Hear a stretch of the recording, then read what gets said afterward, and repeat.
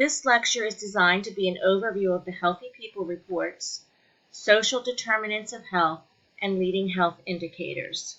This, along with the history lessons, will help lay the foundation for what we will be doing for the rest of the semester. The Healthy People Report started in 1990 as an established set of goals that would be used for each decade. They started in 1990, so there's 1990, 2000, 2010, 2020 is ending, and we're moving towards Healthy People Report 2030. These are goals for the future, and so that's why 2020 is ending and 2030 will begin. Although 2030 may be published before we end the semester, at this point it is still undergoing final changes. What's changed or different from the 1990s?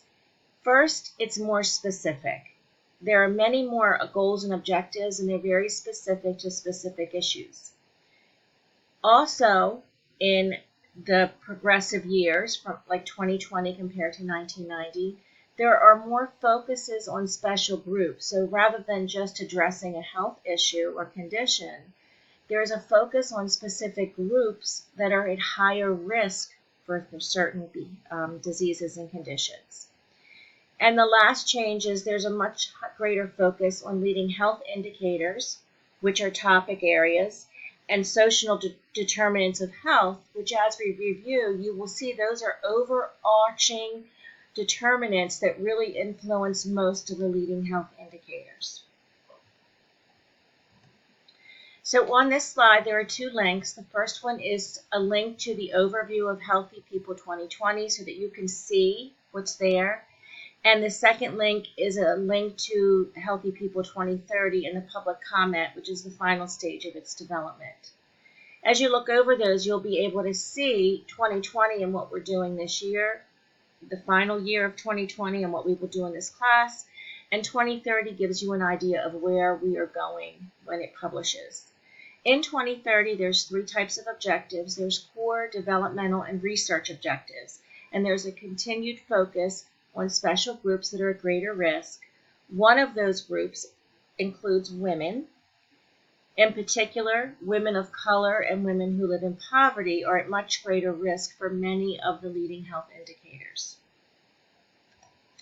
So these are what core objectives are in 2030. To be a core objective, there has to be reliable, nationally represented data with baseline data no older than 2015. There has to be 2 additional data points during the decade so the objective can be measured throughout 2020 to 2030. It has to be of national importance. It cannot just focus on a small group of people, but it has to address people across the nation. It has to have effective and evidence-based interventions available that will allow us to achieve the objectives. And it has to have data that address disparities and achieve health equity.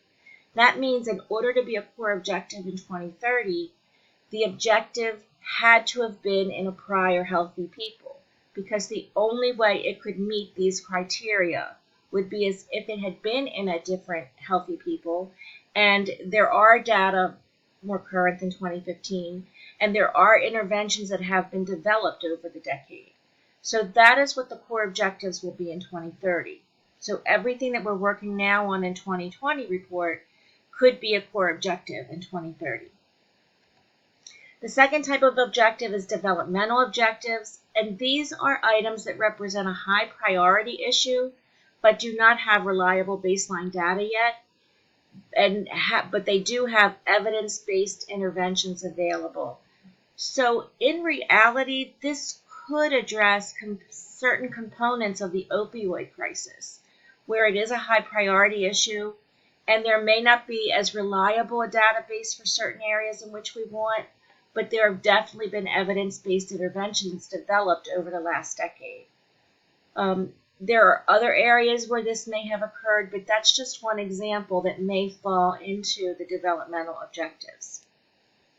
And the third one, research objectives, these are areas where there's been limited research in the past, but if there's a high health or economic burden, or there's significant disparities between population groups. So we know it's an issue, we know there's disparities, but we may not have enough reliable baseline data to really create a goal for us to move forward and address the issue. And there are not evidence-based interventions available.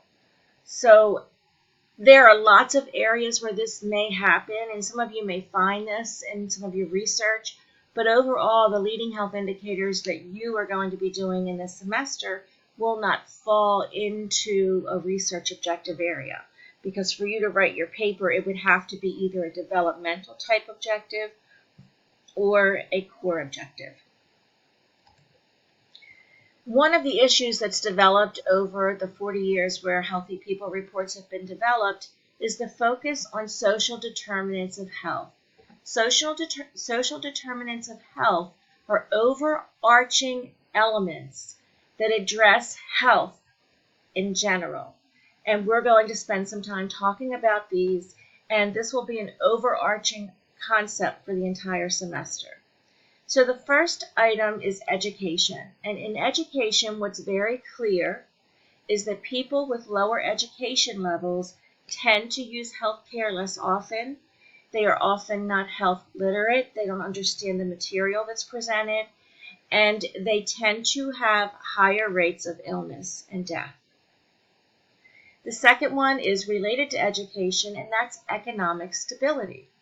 If someone does not have economic stability, they may not have health insurance, they may not have proper housing, they may not have enough money to pay for basic needs like food.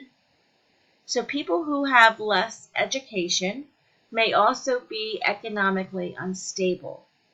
And so then they are less likely to utilize health care. They're less likely to have preventative care, and therefore they're much more likely to have health issues, chronic diseases, communicable diseases, experience violence. When we look at the leading health indicators, you're going to see that people with lower economic stability are much more likely to experience those issues, conditions, or illnesses. The environment is either the built environment or the natural community neighborhood. Social context, and we're going to go over these in detail, so I'm going to speed up a little bit, and then accessibility. So here's education. These are important. It's correlated to economic stability. High school education, advanced training or college helps people improve in their health, and lower education helps lead to lower reading levels, less health literacy, and less use of healthcare services and primary care. The economic stability I just talked about. People who are less economically stable are more likely to have health insurance issues. Loss of health insurance, cost of care is a problem. They're more likely to not have enough money for food or exercise. There is often a lack of time to exercise because they don't have the economic ability to join exercise facilities. They tend to have lower maternal child health statistics, which means higher teen birth weights, lower birth weight, lower preterm babies are greater, STIs are greater, infant death and mortality is higher. Higher rates of chronic diseases, they have greater levels of violence, and they have issues with drug use. And so drug use at this point occurs both on high economic stability and lower economic stability, but the difference is in which the environment and where the people live and how it affects drug use. So the environment and community and neighborhood, these include poverty tends to lead to less stable environments. People who live in poverty tend to live in neighborhoods where there's greater crime and violence. There's a lack of safety. Therefore, they're less likely to go out walking or jogging because there's less safe places to do that. There's a lack of access and available health and preventative services for them. There typically tends to be more mental health and stress in poverty-stricken neighborhoods. And in poverty-stricken neighborhoods, there's much more likely to have poor housing conditions such as lead, paint, roach droppings, pollution, etc., all of which lead to other health issues. The social and community context includes things like racism, sexism, prejudices, So what is the context and where people live? There's often a lack of cultural competency in healthcare providers in certain neighborhoods.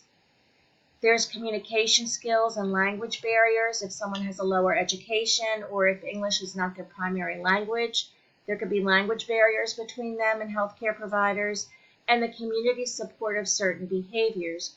So if, for example, you live in a community where there is not support for preventative health care, then you're less likely to participate in preventative health care. And the last social determinant of health is access. And there's two types of items that come up in access. One is, are services available? So do they even exist for them close enough? And accessibility is, they cannot get to the services. They're not close enough. The hours are not appropriate. They're not family friendly. So there are things, they might be available. For example, there might be an STI clinic available in a community, but if it's open from 12 to 2, Monday and Wednesday, and people are working, they can't get there. So let's look at the leading health indicators. These are the leading health indicators in 2020. Much of this will continue in 2030. In regards to women's health, as I go down the list, access to health services is relevant to women's health. Preventative services is relevant. Environmental quality is relevant because women more than men live in poverty. Injury and violence is more prevalent because women more than men are likely to be in domestic violence situations or intimate partner violence situations. Maternal, infant, and child health is related to women. Mental health, because there's a lot of primary caregivers who are women. They're more often to have stress. Often women have higher obesity rates. They have lower physical activity and poor nutrition because of all the issues I've already mentioned. Reproductive and sexual health is specific to women often. The social determinants of health we just went over. And substance use and tobacco, depending on the type of substance, may be more relevant to women than to men. So this is an overview. The next things you need to consider is to look at the web links for the materials that I've given you.